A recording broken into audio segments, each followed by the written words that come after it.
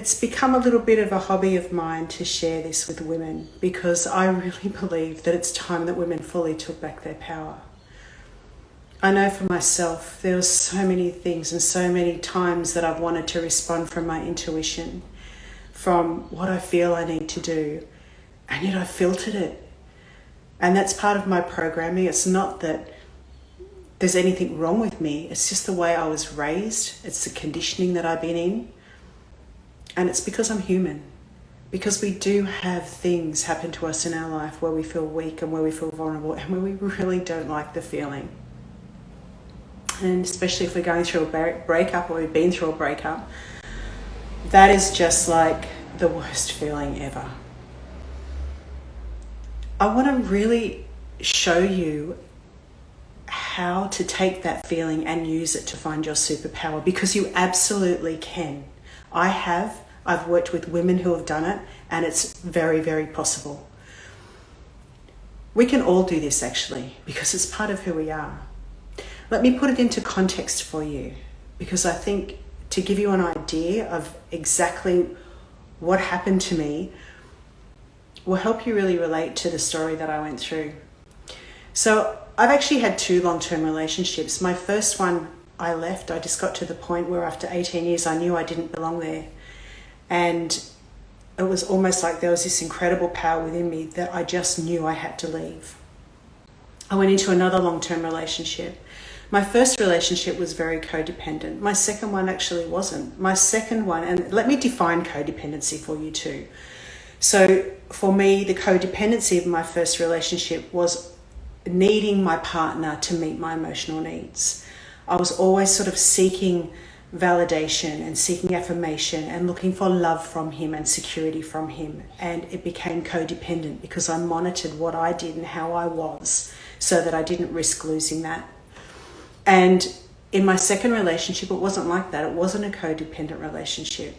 I learned to meet a lot of my own inner needs, and ironically, we actually wrote a book on right relations, which is so hilarious because the way the relationship ended was not at all in the realm of the way I thought our relationship actually was. So I got quite a shock.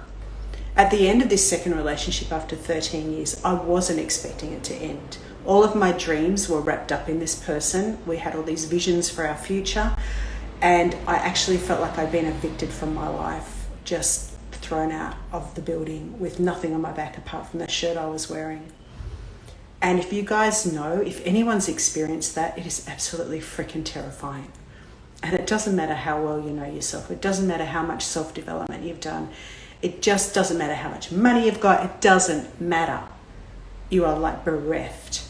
You're looking at an empty canvas, and it's so frightening.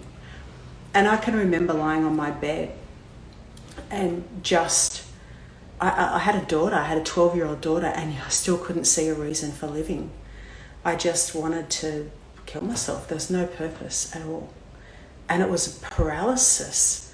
Like, I know that a lot of people have experienced a paralysis like that, where you just can't eat, you can't move, you just can't leave the building.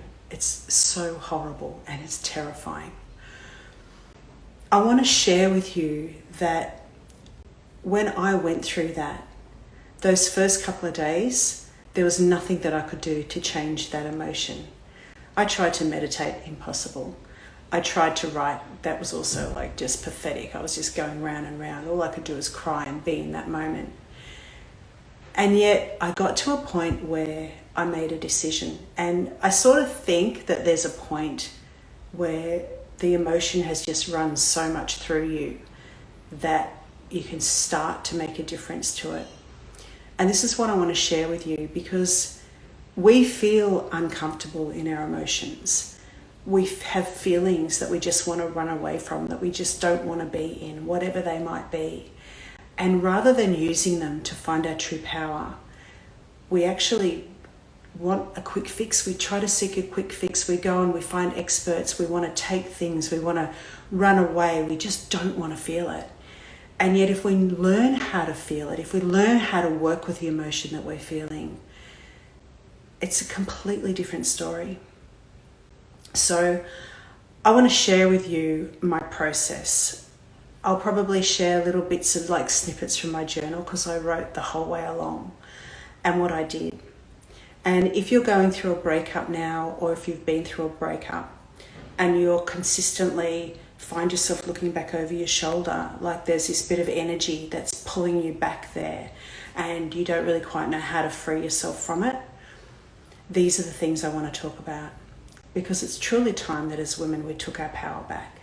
It's time that we really came to know ourselves and stand in the divine feminine in us. Because when we know ourselves and we can speak our truth without filtering, just being us, then we can influence our family.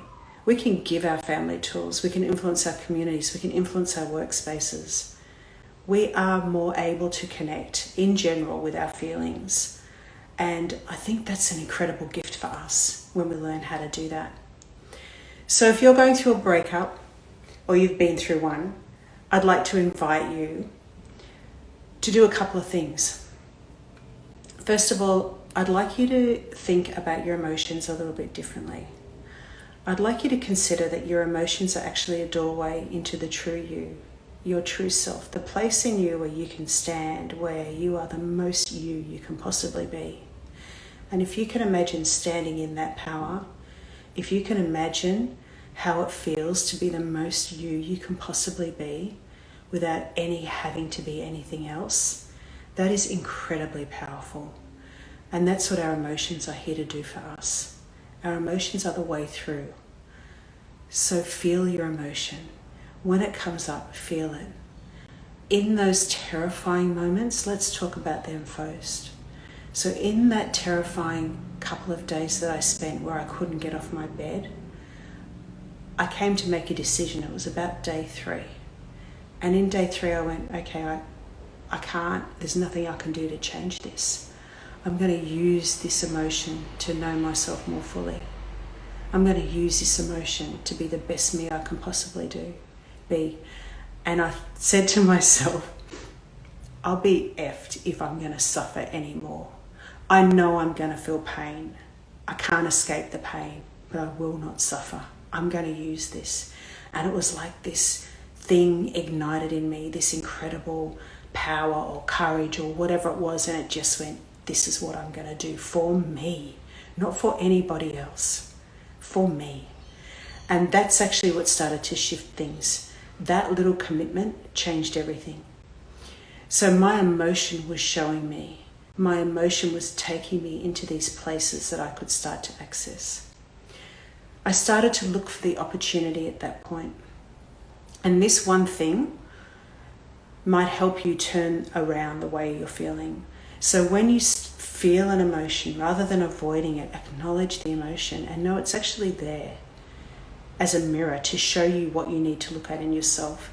It's there to take you back to your true you. It's there to show you the power that you have inside of you. And when you step into that, when you start to look for that, you start to look for the opportunity. And the reason this is important is because our mind will take us on a journey. It will tell us a story. It will create pain for us. And our mind will take us down terrible, horrible pathways where we just feel worse and worse and worse. Until maybe we're suffering mental illness, maybe we've had a complete breakdown and we can't do anything with our lives for a consistent amount of time. So starting to look for the opportunity is the one thing that'll get your mind on side. If we tell our mind, there's something in this for me, I'm going to look for that opportunity. I'm going to try and find it. I'm going to be open to this experience. I know I'm going to feel pain, but I also know that there's things that I can do to find a relief in that pain. And one of those is looking for the opportunity.